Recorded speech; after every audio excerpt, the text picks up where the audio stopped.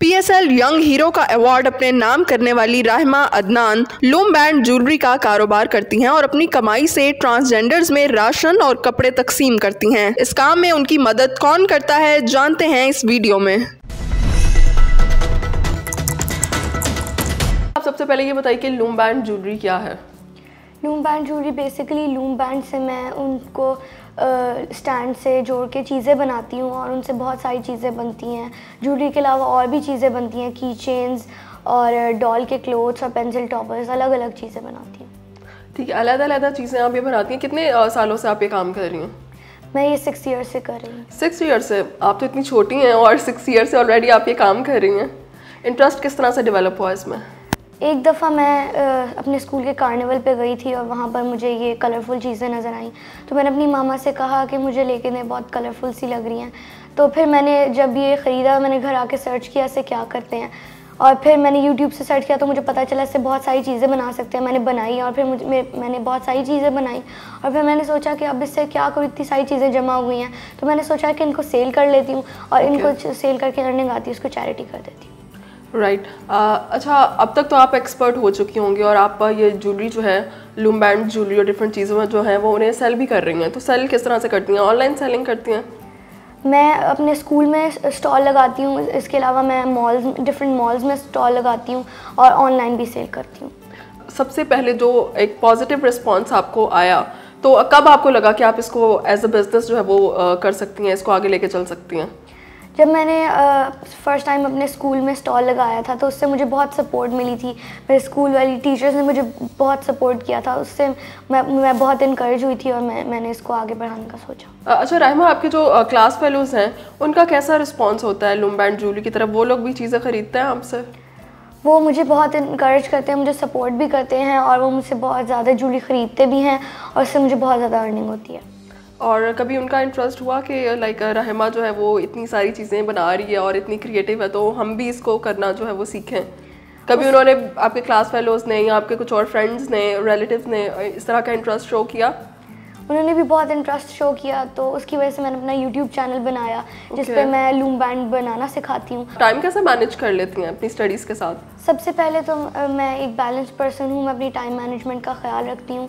सबसे पहले मैं स्टडीज़ करती हूँ और फिर बाद में जो भी फ्री टाइम मिलता है उसमें मैं ये अच्छा राहिमा, ये तो आप बना रही हो लूम बैंड ज्वेलरी और डिफरेंट चीज़ें जो है वो आप क्रिएट कर रही हो और उन्हें सेल भी कर रही हो, लेकिन इसके ट्यूटोरियल्स के लिए आपको अलग से YouTube चैनल बनाने का ख्याल कैसे आया? मुझे इस तरह से ख्याल आया कि मैंने YouTube चैनल पे जब मैंने खुद सीखा था तो मैंने ये चीज़ फाइंड आउट की थी कि जो लूम बैंड के ट्यूटोरियल्स हैं वो ज़्यादातर इंग्लिश या और लैंग्वेजेस में होते हैं, उर्दू में कहीं भी नहीं होते। तो कुछ और बच्चों को लैंग्वेज बैरियर्स उनके लिए सामने आते हैं, तो मैंने सोचा कि मैं इंडिया और पाकिस्तान के उन बच्चों के लिए उर्दू में ट्यूटोरियल्स बनाऊँ जिनको इंग्लिश नहीं आती। अच्छा, तो आपने ये खुद ज्वेलरी बनाना कहाँ से सीखा? YouTube से? ये भी मैंने YouTube से ही सीखा था। तो आपने कैसे सीखा? अगर इसके ट्यूटोरियल जो हैं वो उर्दू लैंग्वेज में या नहीं है डिफरेंट लैंग्वेजेस में, तो फिर आपने किस तरह से इसको सीखा? मैंने इसको खुद तो इंग्लिश में ही सीखा था, लेकिन मैंने सोचा जिन और बच्चों को ये लैंग्वेज नहीं आती तो उनके लिए मैं उर्दू में अलग से ट्यूटोरियल्स बनाऊँ। ठीक है। अच्छा राहिमा, अब आपको अपने ये जो बिज़नेस है, माशाल्लाह से आप इतनी यंग एज में एक एंटरप्रेन्योर हैं, तो इससे जो अर्निंग होती है आप उससे सोशल वेलफेयर का काम करती हैं। तो इस एज में अगर बच्चों के पास थोड़े से पैसे हों तो उनकी तो ये ख्वाहिश होती है कि वो कोई चॉकलेट ले लें, अपने लिए टॉयज़ ले लें, लेकिन आप जो है ये सोशल वेलफेयर का काम कर रही हैं। तो किस तरह से एक इनकरेजमेंट कहाँ से मिली, इंस्पिरेशन कहाँ से मिली आपको इसके लिए? जब मैं छोटी होती थी तो मैं देखती थी कि बहुत ज़्यादा पुअर नीडी पीपल हैं, इनकी कोई मदद नहीं कर रहा, तो मैंने सोचा कि अपनी इस हॉबी को किसी ऐसे काम में कन्वर्ट करूँ जिससे दूसरों को भी फ़ायदा हो, मुझे फ़ायदा मिले, मैं ये करके किसी और को भी फ़ायदा पहुँचाऊँ। अच्छा, अभी हम देख रहे थे काफ़ी डिफरेंट चैनल्स पर और सोशल मीडिया पर भी इस चीज़ के हवाले से काफ़ी वीडियोस थी कि आपने ट्रांसजेंडर जो एक कम्युनिटी है हमारी सोसाइटी में, उसके लिए आपने बहुत काम किया, उनकी वेलफेयर के लिए, और अभी रिसेंटली रमज़ान में जो है वो आपने उनमें राशन भी तकसीम किया और बाकी सारी चीज़ें भी। तो ट्रांसजेंडर की स्पेसिफिकली हेल्प करने का ख्याल आपको किस तरह से आया? एक दफ़ा मैं ट्रांसजेंडर्स में ईद गिफ्ट्स तकसीम करने गई थी, तो उनमें से बहुत ज़्यादा ट्रांसजेंडर्स ने मुझे ये कहा कि हमें कोई भी ईद गिफ्ट नहीं देता और आप इतनी छोटी हो और आप हमें ईद गिफ्ट्स दे रही हो, और जब हम छोटे होते हैं तो हमारे पेरेंट्स हमें घर से निकाल देते हैं और आप हमारी लिए काम कर रही हो। ठीक है, तो अभी और भी कुछ डिफरेंट चीज़ें आप कर रही हो उनकी मतलब उनके हालात को बेहतर करने के लिए, या उनका जो एक लिविंग स्टैंडर्ड है उसको बेहतर करने के लिए कुछ और प्लानिंग है आपके पास? मैं सोच रही हूँ कि उनको कोई स्किल्स भी सिखाऊं, और अभी तो मैं ईद गिफ्ट्स और राशन तकसीम करी, उसके अलावा मैं और भी चीज़ें करूँ। अच्छा, तो उन लोगों ने आपको कितना अप्रिशिएट किया? क्योंकि सोसाइटी में इस तरह से बहुत कम होता है कि लोग जो है वो ट्रांसजेंडर की हेल्प के लिए इस तरह से आगे आते हैं या सामने आते हैं, तो उनकी तरफ से कितनी अप्रिसिएशन मिली आपको? उनका क्या रिस्पॉन्स था? उन्होंने भी मुझे बहुत ज़्यादा अप्रिशिएट किया, और उन्होंने कहा आप ऐसे ही हमारी हेल्प करते हैं। इसके अलावा क्या एक्टिविटीज़ हैं अभी आपकी?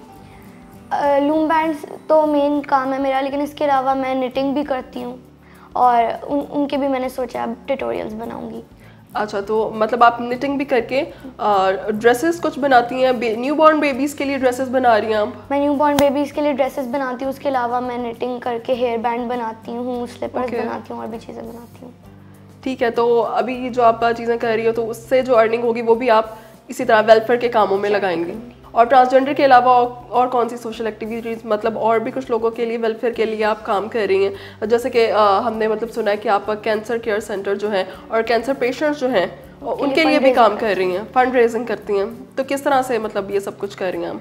मैं ट्रांसजेंडर्स की हेल्प तो करती हूँ, लेकिन उसके अलावा मैं रिस्क फाउंडेशन को चैरिटी करती हूँ, और कैंसर पेशेंट्स के लिए फंड रेजिंग करती हूँ। अच्छा राहिमा, ये आप डिफरेंट चीज़ें बनाती हो लूम बैंड से, तो अगर हम बात करें किसी एक स्टेटमेंट पीस को बनाने के लिए कितनी देर लग जाती है आपको?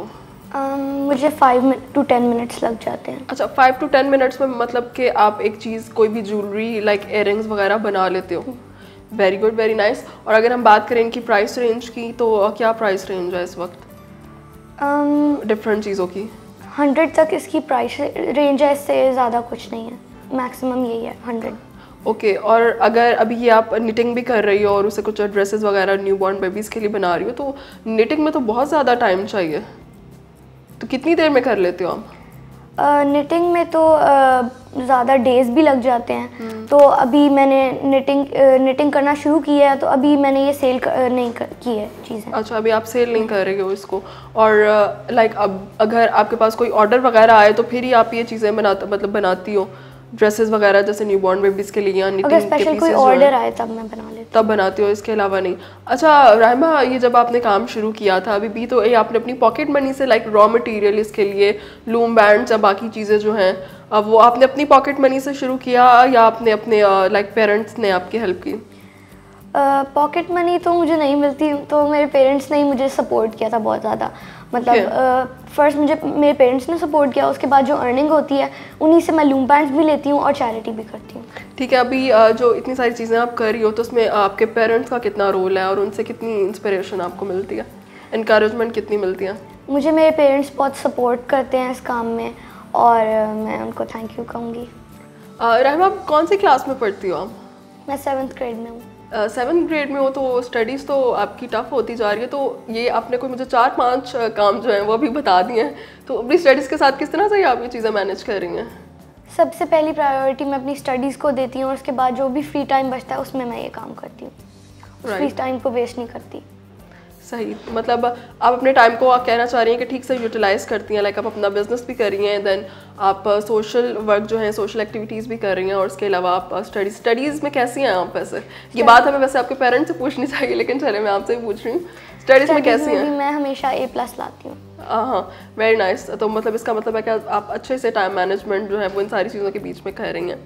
अच्छा राहिमा, अभी रिसेंटली आपको जो है PSL हीरोज़ का अवार्ड भी मिला, इसके अलावा आप डेफिनेटली आपके पास काफ़ी सारे अवार्ड्स हैं पहले भी, तो ये किस तरह से पॉसिबल हुआ? क्या इसके लिए क्या जर्नी थी आपकी, उसके बारे में कुछ बताइएगा।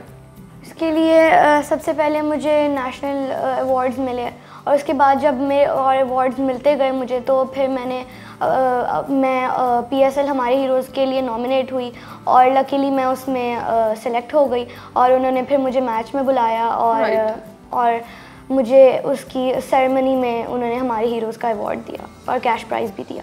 Very nice. तो क्या क्रिकेट में वैसे इंटरेस्ट है आपका कोई? क्रिकेट मैं देखती हूँ, मेरी फेवरेट टीम लाहौर कलंदर्स है। आपकी फेवरेट टीम लाहौर कलंदर है, और आपका फेवरेट प्लेयर कौन सा है? शाहीन शाह। शाहीन शाह अफरीदी। तो राहिमा, अभी क्या फ्यूचर गोल्स क्या हैं आपके, फ्यूचर प्लान्स क्या हैं? मैं बड़े होकर ज्वेलरी डिज़ाइनर बनना चाहती हूँ, और मैं मेरा ड्रीम ये है कि मैं अपनी एक NGO बनाऊँ और मैं लोगों की बेटरमेंट के लिए काम करूँ।